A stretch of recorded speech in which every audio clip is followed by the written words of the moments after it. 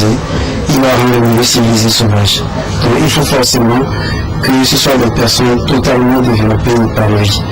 Mais prenez les outils, je dirais c'est la prise de conscience. Ça n'allait rien du tout, qui nous concerne tous. On se rend compte que nous ne sommes pas encore suffisamment éveillés à notre citoyenneté. Nous nous comportons comme si nous étions des sujets.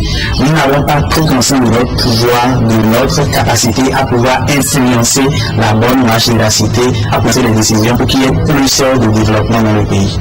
Pour les participants, cette conférence débat sur le développement permettra à l'initialité et d'avoir une ouverture d'esprit. Pour la formation, j'ai tiré beaucoup de choses par rapport principalement au développement personnel.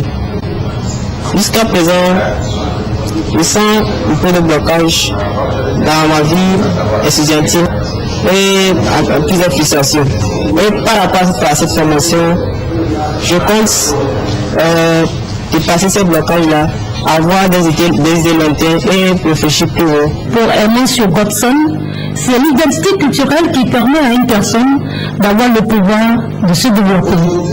Vous vous soumettez à une tradition. La suite de cette édition avec ce don de matériel médical dans la région centrale. C'est un geste du parti Union pour la République, du matériel qui vient renforcer les capacités de fonctionnement des structures de santé dans la lutte contre les maladies non transmissibles. Rajoul Mohamedou.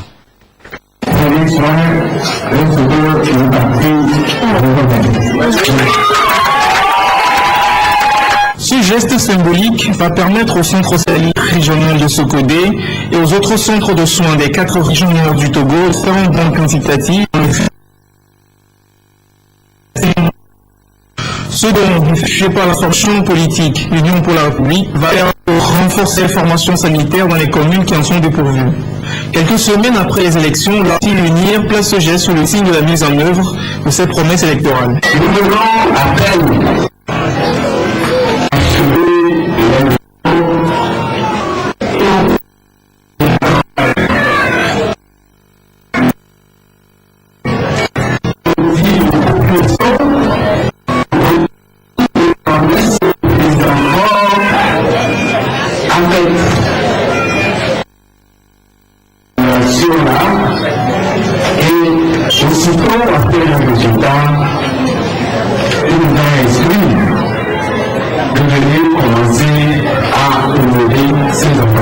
Pour le ministre de la Santé, ces équipements vont permettre de réduire l'écart technologique qui subsiste entre les différents hôpitaux du pays.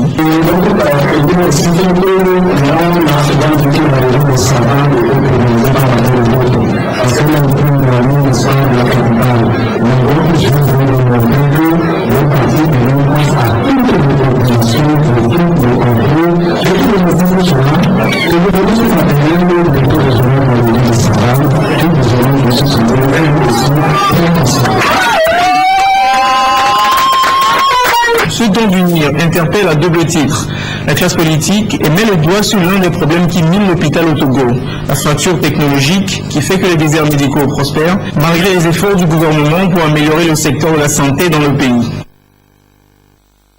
L'actualité à l'étranger, le dossier syrien continue de diviser la communauté internationale. Les tractations diplomatiques se poursuivent.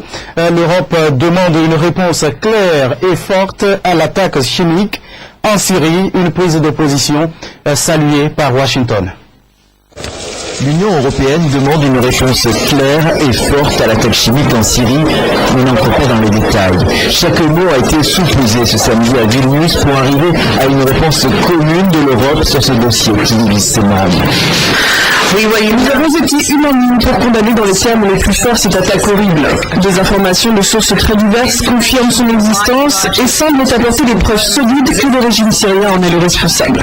Par la bouche de Catherine Ashton, l'Union européenne préconise aussi la saisie de la Cour pénale internationale et appelle à une solution politique. Cette déclaration prudente masque mal l'isolement de la France, seule des 28 a préconisé une intervention militaire immédiate, ainsi que l'échec relatif de John Kerry. Le secrétaire d'État américain avait fait le voyage en Lituanie pour trouver des soutiens à la position interventionniste des États-Unis. Il se dit néanmoins satisfait. Nous sommes très reconnaissants de cette déclaration sur la Syrie faite ce samedi. C'est une déclaration forte sur la nécessité de rendre des comptes.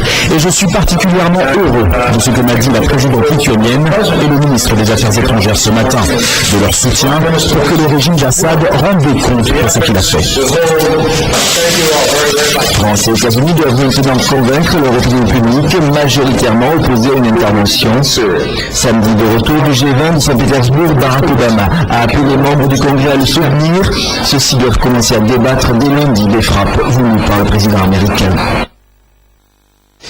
Il est en passe de devenir le nouveau Premier ministre australien. Le chef de la coalition libérale, Tony Abbott, peut se féliciter de la victoire des conservateurs aux élections législatives. Une victoire historique qui met fin au règne des travaillistes au pouvoir depuis 6 ans.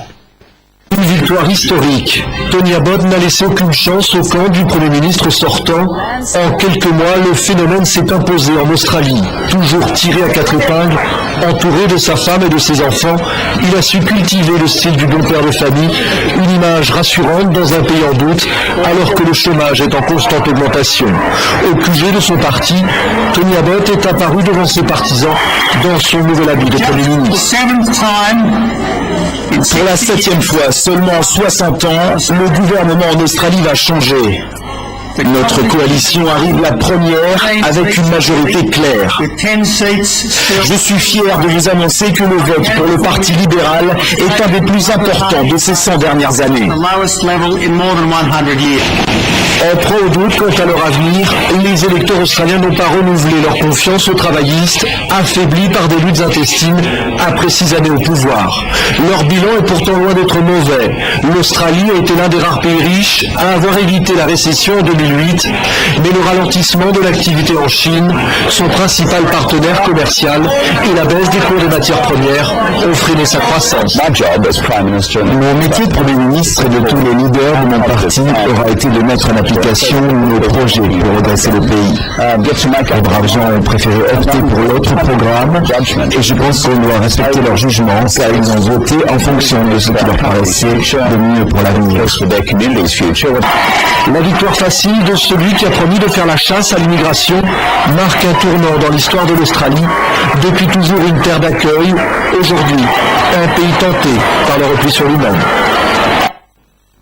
Merci à vous qui nous avez suivis, mesdames et messieurs, c'est la fin de cette édition. Restez toujours